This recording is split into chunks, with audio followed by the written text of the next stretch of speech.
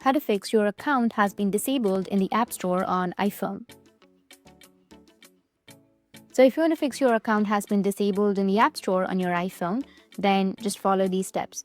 First, you need to open up your phone's settings, then tap on your Apple ID, and then scroll down and you'll find media and purchases. You need to tap on it. Once you tap on media and purchases, just tap on view account and enter your Apple ID password if you are prompted.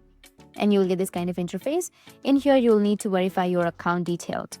Just tap on manage payments, which is right here, and make sure that your payment method is current entered, which is correct.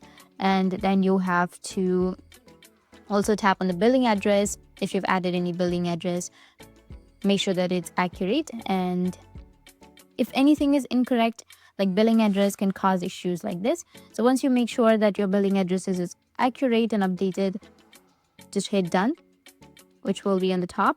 Let your iPhone sync in the new details and get out from your settings. Now, the second solution is to reset your Apple ID password. To do that, you need to open up your phone settings again and go with your Apple ID. Then tap on sign in and security. And then you'll find an option of change password. And after that, follow the few next prompts to change your Apple ID password. You'll find it right here. Just close the settings and open up the App Store to check if the issue has been gone. If it's still persisting, then what you need to do is just last step is you need to open up your App Store, and from the App Store, go with your profile, which is on the top right. And from the profile, you'll have an option to change your country or your location. So go with your Apple ID and you'll find an option to change your country and region. You'll find it right here. So go and change your country or your region, and once you've changed it, your problem might be fixed. That's how you can fix your account has been disabled in the App Store on iPhone. And if you have any questions, feel free to comment below. Thanks for watching.